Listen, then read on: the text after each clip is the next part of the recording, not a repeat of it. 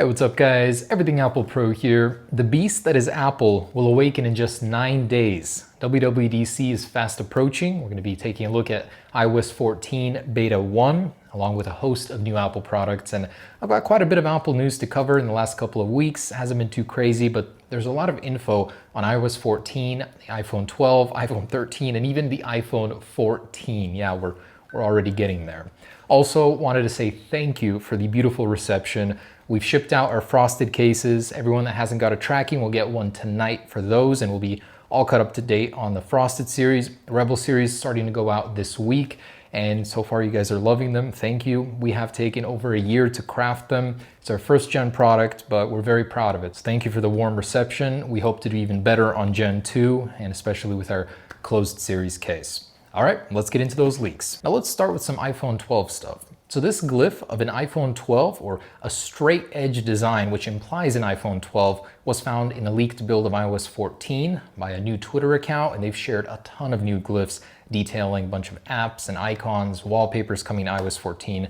We'll cover those in a second, but this seems to imply that the iPhone 12 will have a flat edge design as rumored by many sources. Now Max Weinbach gives us an update on the 120 Hz refresh rate display situation. He's saying there's currently a battle between the marketing and engineering teams. Marketing wants it to happen, but the engineers are saying it'll delay the iPhone, the 12 Pros anyways, at least until October or November if they were to make it happen. The good news is it passed the first round of hardware tests. There will be many more for it to pass in order for this to be approved, but things are looking okay. This feature just might result in a little delay if they were to add it. Twitter leaker Fudge has confirmed the iPhone 12 naming scheme, as well as the family numbers, and they look in line with what John Prosser has shared with us earlier. iPhone 12, iPhone 12 Max, 12 Pro, and 12 Pro Max. The new Twitter leaker Apple Rumors Leaks, very original name, he's shared more info on the iPhone 12, starting with Face ID. He's saying that it will be greatly improved, where it will work in front of you if the iPhone 12 is laying flat on a table. Previously, Max Weinbach has reported that Apple would be improving Face ID on this year's iPhone. This could be in line with that. And this Twitter leaker does confirm John Prosser's pricing details on the iPhone 12 lineup, which is very fair. It's a bit shocking even how low the prices are, especially when you compare them to what the Galaxy S20 lineup started at. It's shocking. It's great that Apple's keeping the prices fairly affordable with all this new tech being shoved inside. Now, Digitimes is reporting that the iPhone 12 is entering volume production in July, which is about a month behind schedule, but it could mean that if Apple were to announce these sometime in September, you would be able to buy the iPhone 12 non-Pro models and get them in September, potentially early October, based on this production scheduling. Now, it doesn't mean that they wouldn't sell out, but Apple would have a small amount available in September. Now, Chinese display maker BOE, which shared some of the display orders for this year's iPhone 12 models, has failed to produce any displays, which goes to show you why Apple keeps choosing Samsung over and over, because they deliver. Now I can go on and on here, but the consensus is from multiple sources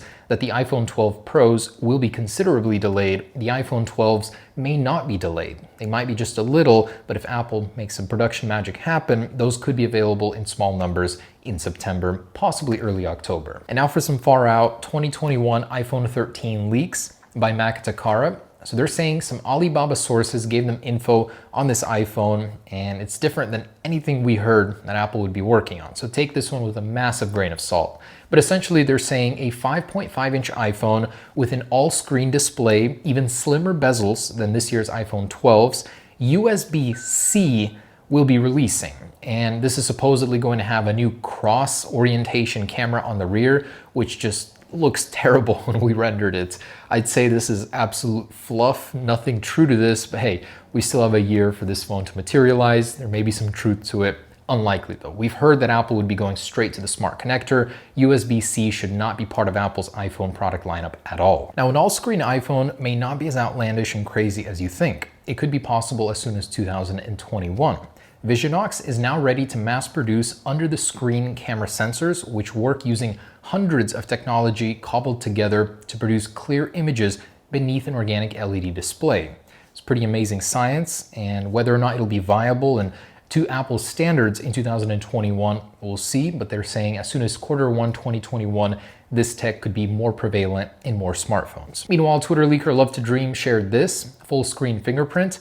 If Apple were to reintroduce Touch ID into an iPhone, you better betcha it would be done grandiose and on a full screen scale. Also, the outlandish Makatakara report mentions that they're considering a camera on the bottom of the screen. So it would be beneath the display, but on the bottom. I don't know what purpose this would serve, but interesting. And according to the other Twitter leaker, Apple is once again considering black AirPods. This could potentially be for an AirPods Pro 2 refresh that we've been hearing about. He's saying that the possibility of that happening is 80%.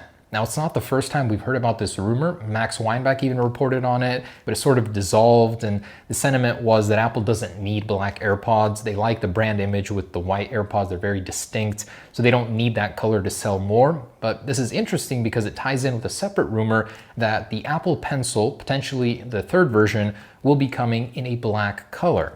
Now, the same Twitter leaker is saying that before that were to happen, Apple would need to release black AirPods, making that rumor even more interesting. So Apple could be planning some sort of black color refresh for many of their popular accessories. And it gets even more interesting with the AirPod leaks. So Apple could be working on a non-retail version of AirPods, which they bundle with iPhones starting in 2021.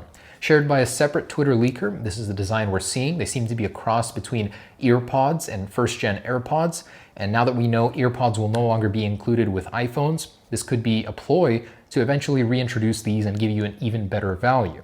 They do look pretty cheap, and understandably, they wouldn't be a complete replacement to AirPods. More of like a beta product of AirPods 0.5 release, so they entice you to get the full release. I mean, I'm pretty sure you'll put them in, you'll be very comfortable, you'll like the idea of wearing and using AirPods if you haven't before, thus getting you to purchase the actual product. TSMC is reportedly on track to release 3nm chips in 2022. It blows my mind thinking about miniaturization on that scale, but we're getting there. This year's iPhone will be the first with 5nm, then next year will likely be 5nm refined or potentially the same node, then in 2022 an even smaller nanometer architecture. And some iOS 13 stuff. So iOS 13.6 Beta 2 has been pushed out. It's a follow-up to 13.5.5 Beta 1, which was a patch for the uncovered jailbreak. iOS 13.6 will be the first version of a 0.6 update for iOS.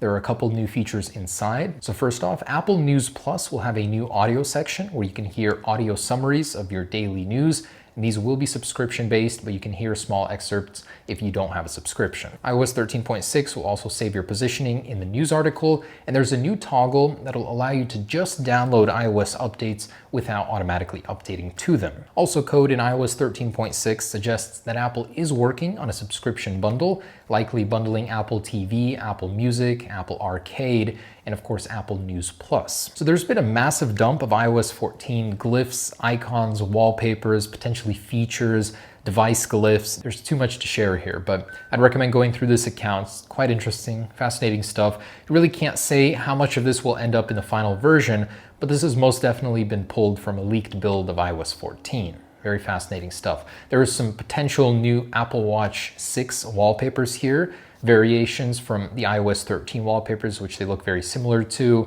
CarPlay will have some custom backgrounds in iOS 14. Again, slight variations in the colors here from iOS 13 wallpapers. And 9to5Mac is reporting that within Safari on iOS 14, there will be a built-in translator, which will use the Neural Engine, meaning you don't need internet for it to instantly translate. It'll be much faster, and that Apple Pencil will be natively supported in Safari on iOS 14. At WWDC, Mark Gurman reports that Apple intends to announce its plans to switch over to ARM on the Mac line.